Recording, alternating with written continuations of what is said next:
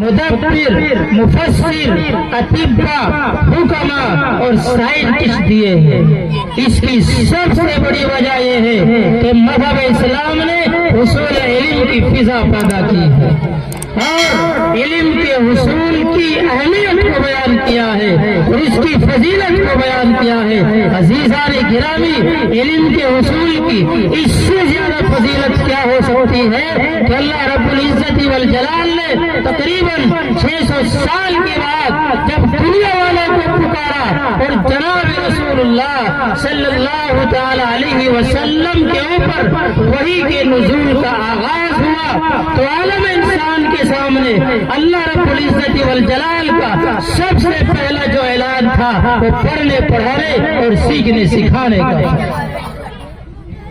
حالانکہ عرب کے حالات کے پیش نظر سب سے پہلا اعلان توحید کا بھی ہو سکتا تھا، کیونکہ کفر و شرک کا دور گیا تھا۔ سب سے پہلا اعلان رسالت کا بھی ہو سکتا تھا، کیوں؟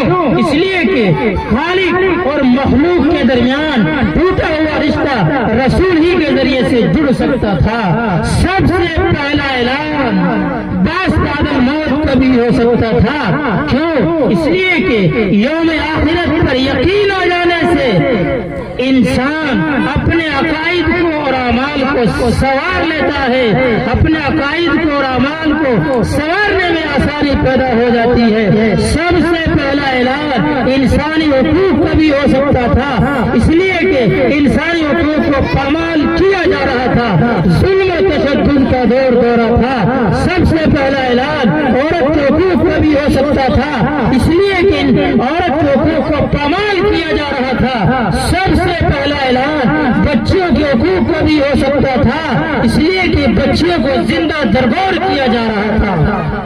سب سے پہلا اعلان عبد اللہ کا بھی ہو سکتا تھا، اشکر اللہ کا بھی ہو سکتا تھا، اشکر اللہ کا بھی ہو سکتا تھا، لیکن سننے والے سن لو، جاننے والے جان لو، قرآن کریم کا اس گھٹا ٹوپ اندھیرے میں اس دنیا میں جو سب سے پہلا اعلان تھا وہ پڑھنے پڑھانے اور سیکھنے سکھانے کا تھا۔ عزیزان گرامی، آپ غور کیجئے، قرآن کریم کا مطالعہ کیجئے۔ حضرت انسان کو اللہ رب العزت والجلال نے فرشتوں پر فوقیت دی ہے، حالانکہ فرشتے نورانی مخلوق۔ قرآن کریم میں اللہ رب العزت والجلال فرماتے ہیں وَإِذْ قَالَ رَبُّكَ لِلْمَلَائِكَةِ إِنِّي جَاعِلٌ فِي الْأَرْضِ خَلِيفَةً قَالُوا وَتَجْعَلُ فِيهَا مَن يُفْسِدُ فِيهَا وَيَسْفِكُ الدِّمَاءَ وَنَحْنُ نُسَبِّحُ بِحَمْدِكَ وَنُقَدِّسُ لَكَ قَالَ إِنِّي أَعْلَمُ مَا لَا تَعْلَمُونَ۔ جب اللہ رب العزت والجلال نے فرمایا کہ ہم اس دنیا میں اپنا خلیفہ بنانے جا رہے ہیں تو فرشتوں نے کہا تھا اے اللہ تو ایسی مخلوق کو اپنا خلیفہ بنانے جا رہا ہے کہ جو دنیا میں جا کر خون خرابہ کرے گی، فساد برپا کرے گی، اور ہم تیری تحمید بیان کرتے ہیں، تیری تسبیح بیان کرتے ہیں، تیرا ذکر و اذکار کرتے ہیں۔ عزیزان گرامی، اللہ رب العزت والجلال نے جواب دیا فرشتوں، عبادت و اطاعت میں تمہاری کوئی مثال نہیں ہے، طاعت میں تمہاری کوئی نظیر نہیں ہے، لیکن میں انسان کو صرف عبادت کے لیے نہیں بلکہ خلافت کے لیے بھی پیدا کرنے جا رہا ہوں، اور خلافت کے لیے علم کا ہونا ضروری ہے، اور اس علمی کمال سے آپ محروم ہو۔ فرشتوں نے کہا تھا اے اللہ تیری ذات پاک ہے، ہم نہیں جانتے اس کو جس کو تو جانتا ہے۔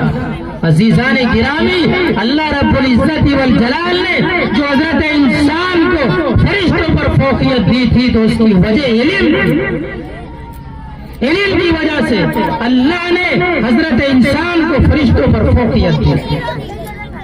اٹھائیے تاریخ کو، پلٹ یہ تاریخ کے صفحات کو، اس دنیا کو اگر سب سے پہلے سائنسدان دیے ہیں تو مذہب اسلام نے دیے ہیں، اس دنیا کو اگر سب سے پہلے محقق دیے ہیں، مدبر دیے ہیں، مفسر دیے ہیں، اطباء دیے ہیں تو مذہب اسلام نے دیے ہیں۔ عزیزان